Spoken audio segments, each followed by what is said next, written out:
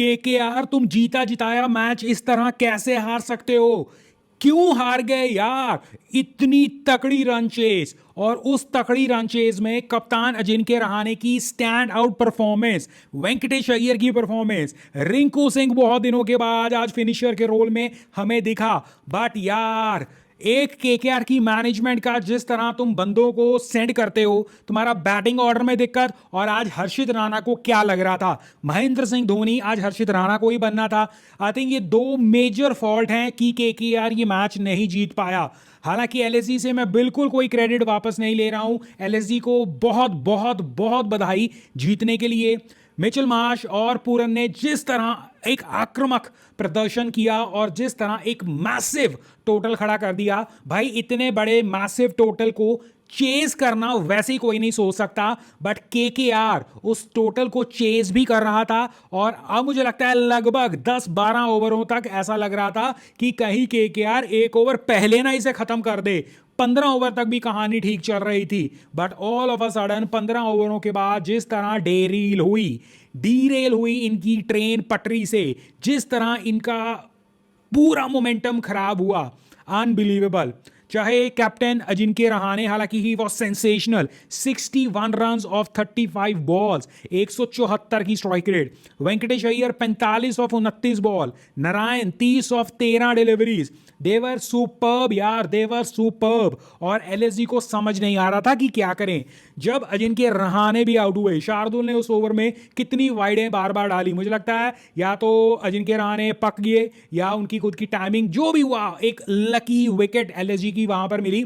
But इसका कतई ये मतलब नहीं है कि केकेआर को दिख नहीं रहा कि वहां पर क्या हो रहा है। आपके पास रसल पड़े हैं, आपके पास रिंकू पड़े हैं, बट अजिंक्य रहाणे के बाद रमनदीप पहुंचते हैं, वहां रघुवंशी पहुंचते हैं। भाई रमनदीप आप अब तक हमेशा नीचे यूज कर रहे थे, आज all of a sudden Ramandeep इतने बड़े हिटर आपके कैसे हो सकते हैं कि वो रसल से भी पहले आ गए हैं, रिंकू से भी पहले आ रहे हैं? आपको रिंकू और रसल को ही ऊपर रखना चाहिए था, और अगर कोई कसर बच जाती है रमनदीप उसके बाद आ जाते, और रघुवंशी का तो बिल्कुल बनता भी नहीं था। स्टिल यहां पर केकेआर की मैनेजमेंट ने एक ब्लंडर कर दिया, और कहीं ना कहीं अपने जो मेन प्रमुख बल्लेबाज हैं रसल और रिंकू को उतने बॉल्स या उतनी अपॉर्चुनिटी ही नहीं दी। हालांकि रसेल आउट हो गए, बट वही बात, आपने अपॉर्चुनिटी ज्यादा देनी चाहिए थी। एग्जांपल के तौर पर रमनदीप ने 2 गेंदें, रघुवंशी ने 4 गेंदें, 6 गेंदें बनती हैं ये 6 बॉल्स। और चलो ये भी मान लेते हैं कि केकेआर ने कुछ सोचा होगा,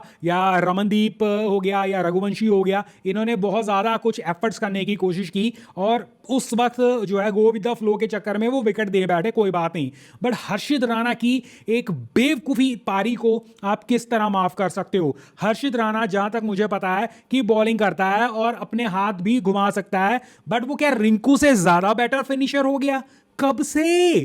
क्यों हर्षित राणा को क्यों जिताना था केकेआर को अपने बलबूते? क्यों महेंद्र सिंह धोनी बनना था भाई? आज रिंकू ने 38 रन ऑफ 15 बॉलें मारे हैं, 15 बॉलें 38 रन, और हर्षित राणा साहब ने 9 गेंदें खराब की हैं 10 रन मारने के लिए, उसमें भी इसके 2 चौके हैं। और सबसे बड़ी वो कहते हैं ना मुसीबत, या सबसे बड़ा जो कारनामा हुआ केकेआर के लिए, वो ये कि लास्ट ओवर पहले तो हर्षित राणा स्ट्राइक पर वहां पर पहुंचा, यानी कि सेकंड लास्ट ओवर की लास्ट गेंद पर रिंकू ने एक चौका मार दिया। पहले तो वहां पर रिंकू का थोड़ा सा क्रिटिसिज्म होना चाहिए कि कि ये लास्ट बॉल है, गेट अ सिंगल और लास्ट पूरा ओवर जो है अपने लिए स्ट्राइक रखो, बट नहीं, भाई साहब ने चौका मार दिया। चलो कोई बात नहीं, बट हर्षित राणा की रिस्पॉन्सिबिलिटी क्या बनती है कि अगर तुम्हारे मेन फिनिशर ने, रिंकू सिंह ने चौका मार दिया है और लास्ट की 6 गेंदें बची हैं, तो पहली बॉल पर सिंगल ले और उसे बाकी की 5 बॉलें खेलने दे।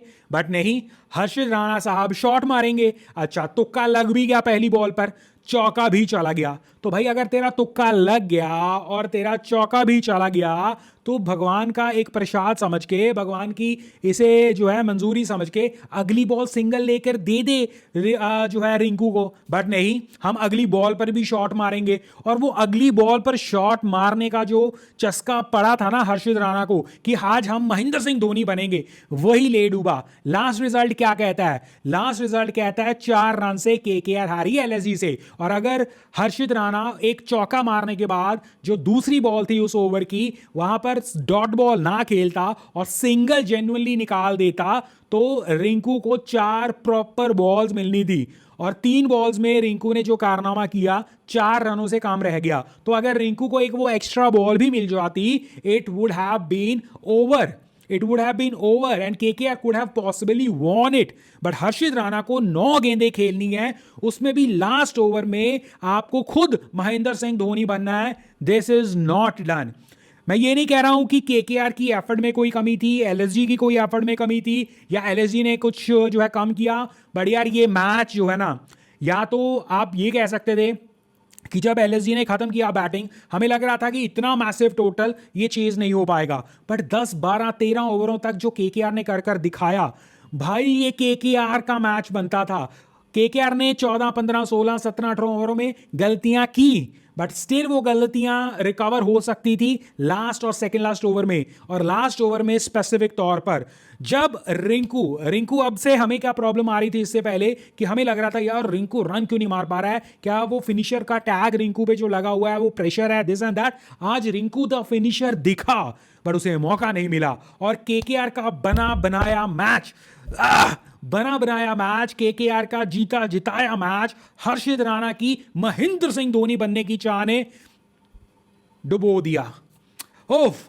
एनीवेज, एलएसजी को बहुत बहुत मुबारक यार, बहुत लकी रहे तुम। बट यार सिर्फ एज अ क्रिकेट फैन बोल रहा हूं, मैं कोई केकेआर का बहुत फैन नहीं हूं या बहुत बड़ा फैन नहीं हूं। बट यार जो केकेआर की एफर्ट, रहाने से लेकर रिंकू तक की जो एफर्ट थी ना यार, KKR deserve to win. But LSG का दिन था, मुबारकें उन्हें। और केकेआर की खुद की बेवकूफियों की वजह से, हर्षित राणा की बेवकूफी की वजह से KKR have lost the match. आप क्या कहेंगे कमेंट सेक्शन में बताना। बाकी हम यहाँ पर एज अ क्रिकेट फैन बातें करते हैं। अगर आप भी cricket fan, come join me, subscribe the channel.